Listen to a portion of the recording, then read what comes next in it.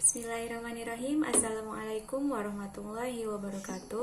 Alhamdulillah, puji syukur kehadirat Allah subhanahu wa ta'ala atas limpahan karunia-Nya saya masih bisa menyelesaikan tugas akhir semester mata kuliah materi PAI SD, SMP, dan SMA dengan judul Materi Akidah Akhlak SD. Salawat beriring salam tak lupa kita kehadiahkan kepada junjungan alam yakni Nabi besar Muhammad sallallahu alaihi wasallam dengan ucapan Allahumma shalli ala sayyidina Muhammad wa ala ali sayyidina Muhammad. Semoga kita termasuk umat yang mendapat syafaat di yaumil akhir kelak. Amin amin ya rabbal alamin. Baiklah, pembahasan saya pada materi kali ini terbagi menjadi 4 bagian. Yang pertama yaitu pengertian akidah akhlak, yang kedua tujuan mata pelajaran akidah akhlak di SD ataupun MI, yang ketiga fungsi pelajaran akidah akhlak, dan yang keempat atau yang terakhir yaitu ruang lingkup mata pelajaran akidah akhlak di SD ataupun MI. Baiklah, kita masuki pembahasan yang pertama yaitu pengertian dari akidah akhlak. Akidah akhlak adalah upaya sadar dan terencana dalam menyiapkan peserta didik untuk mengenal, memahami, menghayati, dan mengimani Allah Subhanahu wa Ta'ala, dan merealisasikannya dalam perilaku akhlak mulia dalam kehidupan sehari-hari berdasarkan Al-Quran dan Al-Hadis melalui kegiatan bimbingan, pengajaran, latihan, serta penggunaan pengalaman. Sedangkan mata pelajaran akidah akhlak di madrasah ibtidaiyah ataupun di sekolah dasar berisi pelajaran yang dapat mengarahkan kepada pencapaian kemampuan dasar peserta didik untuk dapat memahami rukun iman dengan sederhana serta pengamalan dan pembiasaan berakhlak Islam secara sederhana pula, untuk dapat dijadikan perilaku dalam kehidupan sehari-hari serta sebagai bekal untuk jenjang pendidikan berikutnya. Sekarang kita masuki pada pembahasan yang kedua yaitu tujuan mata pelajaran akidah akhlak di SD ataupun MI. Nama akidah akhlak di SD atau MI pada umumnya mempunyai 2 tujuan, yaitu yang pertama, menumbuh kembangkan akidah melalui pemberian, pemupukan, dan pengembangan pengetahuan, penghayatan, pengamalan, pembiasaan, serta pengalaman peserta didik tentang akidah Islam sehingga menjadi manusia muslim yang terus berkembang keimanan dan ketakwaannya kepada Allah Subhanahu wa Ta'ala. Adapun tujuan yang kedua yaitu mewujudkan manusia Indonesia yang berakhlak mulia dan menghindari akhlak tercela dalam kehidupan sehari-hari, baik dalam kehidupan individu maupun sosial, sebagai manifestasi dari ajaran-ajaran dan nilai-nilai akidah Islam. Kita masuki pada pembahasan yang ketiga yaitu fungsi dari akidah akhlak. Nah, akidah akhlak selain mempunyai tujuan yang telah disebutkan di atas tersebut, ada juga memiliki fungsi. Di sini saya akan menyebutkan beberapa fungsi akidah akhlak dalam kehidupan sehari-hari. Yang pertama, penanaman nilai ajaran Islam sebagai pedoman mencapai kebahagiaan hidup di dunia dan akhirat. Jadi, tujuan mata pelajaran akidah akhlak itu bukan hanya untuk tujuan kehidupan di dunia, tetapi juga untuk kehidupan di akhirat selanjutnya. Yang kedua, pengembangan keimanan dan ketakwaan kepada Allah Subhanahu wa Ta'ala serta akhlak mulia peserta didik seoptimal mungkin yang telah ditanamkan lebih dahulu dalam lingkungan keluarga. Jadi, fungsi dari akidah akhlak di SD atau MI itu selain untuk mencapai kebahagiaan hidup di dunia dan di akhirat, juga untuk mengembangkan keimanan dan ketakwaan kepada Allah. Nah, keimanan dan ketakwaan kepada Allah di sini adalah di sekolah kita diajarkan bagaimana cara kita melaksanakan perintah Allah dan menjauhi larangannya. Mungkin sebelumnya sudah pernah diajarkan dalam lingkungan keluarga, tetapi dalam konteks hal-hal yang masih kecil, belum sedetail mungkin, hanya mengenalkan bagaimana cara kita bersifat sopan santun kepada orang tua, bagaimana cara kita pada saat beribadah dan lain sebagainya.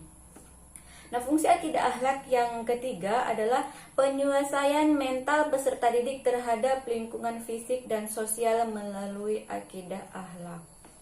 Nah, di sini peserta didik akan diajarkan bagaimana cara dia membawa diri atau menyesuaikan diri pada saat dia berada di lingkungan sosial. Jadi dalam akidah akhlak kita tidak hanya diajarkan untuk bagaimana kita beriman kepada Allah, tetapi bagaimana juga cara kita bersikap dalam kehidupan sehari-hari. Fungsi yang keempat yaitu perbaikan kesalahan-kesalahan, kelemahan-kelemahan peserta didik dalam keyakinan pengalaman ajaran Islam dalam kehidupan sehari-hari. Jadi fungsi akidah akhlak yang lain itu adalah bagaimana cara kita mengarahkan peserta didik agar mampu bersikap lebih baik lagi, agar mampu memperbaiki kesalahan-kesalahannya. Kita mengajarkan kepada peserta didik bahwa yang salah harus diperbaiki dan kita tidak boleh melakukan kesalahan yang sama. Fungsi yang selanjutnya yaitu pencegahan peserta didik dari hal-hal negatif lingkungan atau budaya asing yang akan dihadapi sehari-hari.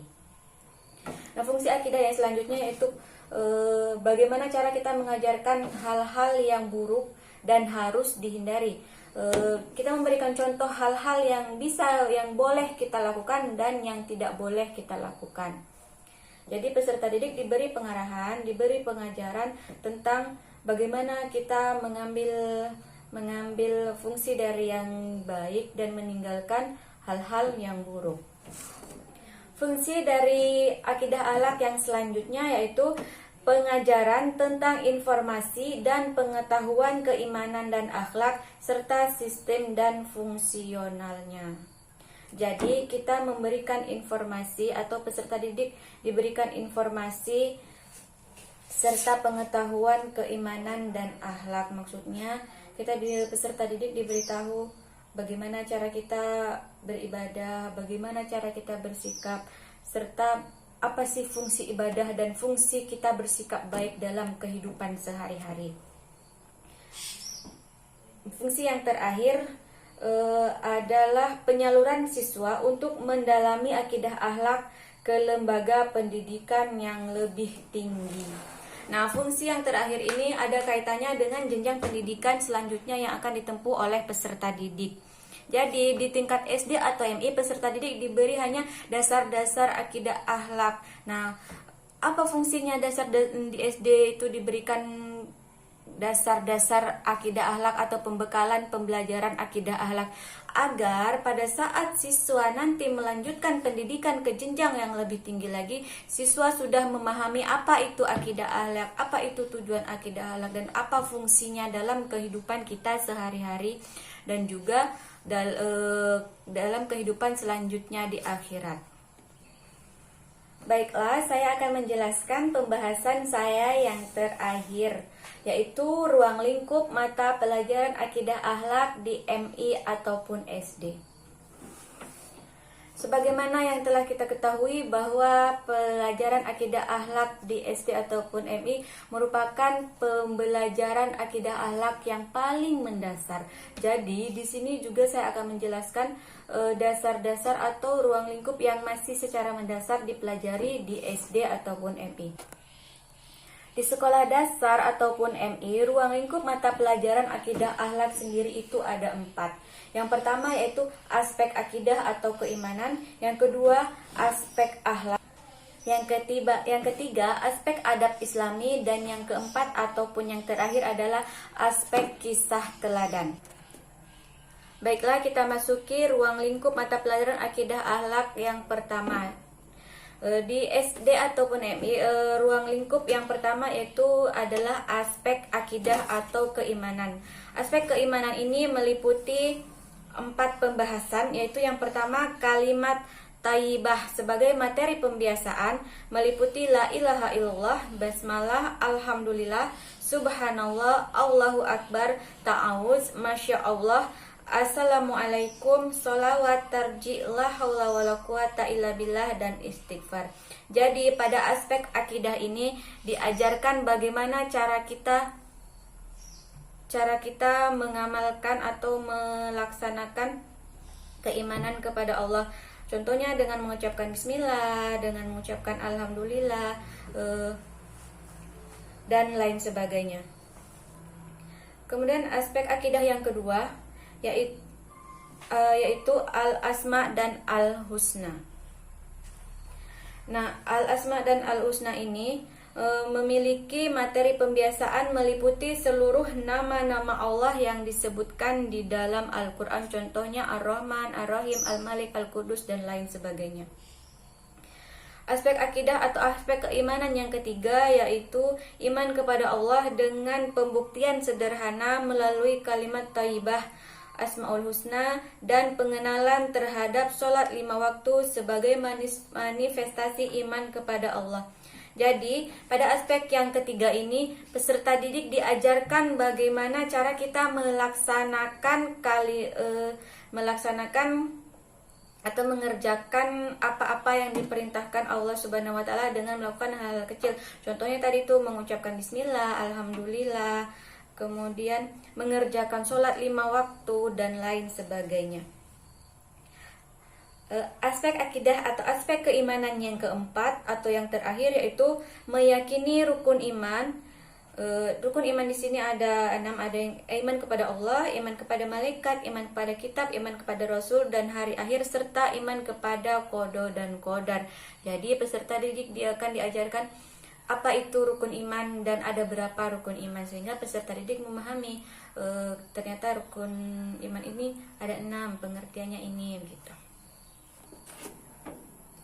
Baiklah, kita akan memasuki ruang lingkup mata pelajaran akidah akhlak di SD ataupun MI yang kedua. Ruang lingkup yang kedua yaitu aspek akhlak.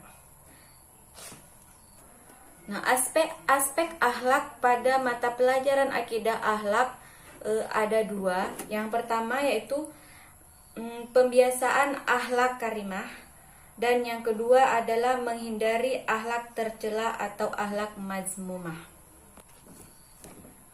Adapun pembiasaan akhlak karimah atau akhlak mahmudah secara berurutan disajikan pada setiap semester dan jenjang kelas, yaitu siswa diajarkan disiplin, hidup bersih, ramah, sopan santun, bertanggung jawab, patona, tablik, amanah, adil, bijaksana, dermawan, optimis, qanaah, tawakal, dan lain sebagainya. Jadi akhlak karimah ini siswa diajarkan bagaimana dia berakhlak yang baik ataupun melaksanakan akhlak-akhlak yang bisa menimbulkan kebaikan bagi dirinya, bagi lingkungan, dan orang-orang di sekitarnya. Aspek akhlak yang kedua yaitu menghindari akhlak tercela. Sama dengan pembiasaan pada akhlak karimah, menghindari akhlak tercela juga secara berurutan disajikan pada tiap semester dan jenjang kelas. Adapun materi yang akan diajarkan yaitu bagaimana kita menghindari hidup kotor, menghindari berbicara kasar, menghindari berbohong, sombong, malas, durhaka, hianat, iri, dengki, dan lain sebagainya yang bisa menimbulkan kerugian bagi diri kita dan juga orang yang ada di sekitar kita. Kita masuki ruang lingkup mata pelajaran akidah akhlak yang ketiga yaitu aspek adab Islami. Aspek adab Islami ini terbagi menjadi 3. Jadi di sini akan diajarkan yang pertama yaitu adab terhadap diri sendiri. Siswa akan diajarkan bagaimana dia berada pada saat mandi, pada saat tidur, pada saat makan, pada saat buang air besar ataupun buang air kecil, pada saat dia berbicara, pada saat dia berpakaian, kemudian pada saat dia bermain dan lain sebagainya. Jadi adab terhadap diri sendiri ini mengajarkan bagaimana cara siswa pada saat agar dia bisa menghargai dirinya sendiri yang akan menimbulkan efek ataupun menimbulkan kebaikan bagi dirinya dan juga bagi orang lain. Yang kedua yaitu aspek adab Islam yang kedua yaitu adab terhadap Allah. Jadi siswa akan diajarkan bagaimana cara dia beradab ketika dia sedang beribadah. Contohnya seperti dia ketika sedang sholat, ketika sedang di masjid, ketika sedang mengaji, dan bagaimana cara dia beradab ketika sedang beribadah lainnya. Aspek adab Islam yang ketiga atau yang terakhir yaitu adab kepada sesama. Adab kepada sesama di sini maksudnya adalah bagaimana cara siswa bersikap yang seharusnya kepada orang tua, kepada saudara, kepada guru, dan juga kepada teman. Selanjutnya kita akan membahas ruang lingkup mata pelajaran akidah akhlak di SD ataupun MI yang keempat atau yang terakhir. Adapun ruang lingkup mata pelajaran akidah akhlak di SD atau MI yang terakhir yaitu adalah aspek kisah teladan. Jadi, selain memberikan materi-materi yang telah disebutkan di atas, pada mata pelajaran akidah akhlak, guru juga akan menyampaikan beberapa kisah teladan yang ada kaitannya atau ada hubungannya dengan materi pelajaran yang sedang atau yang akan disampaikan. Adapun kisah teladan yang akan disampaikan ada beberapa, contohnya itu kisah Nabi Ibrahim pada saat mencari Tuhan, kemudian kisah Nabi Sulaiman alaihissalam dengan tentara semut, ada juga kisah masa kecil dan masa remajanya Nabi Muhammad SAW, kemudian ada kisah Nabi Ismail, ada kisah Kan'an, ada kisah Sa'labah, kisah Masyitoh, dan juga Abu Lahab dan Qarun. Jadi semua kisah-kisah itu ada kaitannya dengan materi-materi yang akan disampaikan pada pembelajaran akidah akhlak di SD ataupun MI. Nah, materi kisah-kisah teladan ini disajikan sebagai penguat terhadap isi materi, yaitu akidah dan akhlak, sehingga tidak ditampilkan dalam standar kompetensi tetapi ditampilkan dalam KD dan indikator. Jadi kisah-kisah ini dijadikan sebagai indikator pencapaian siswa dalam pelajaran akidah akhlak. Demikianlah presentasi dari saya. Saya menyadari masih banyak kekurangan dalam penyampaian maupun dalam materi saya. Untuk itu, saya memohon maaf yang sebesar-besarnya karena saya juga masih dalam tahap belajar. Walaupun demikian, saya berharap semoga apa yang saya sampaikan mampu bermanfaat bagi diri saya sendiri dan juga bagi rekan-rekan seperjuangan umumnya. Akhirul kalam, saya akhiri, wabillahi taufiq wal hidayah. Wassalamualaikum warahmatullahi wabarakatuh.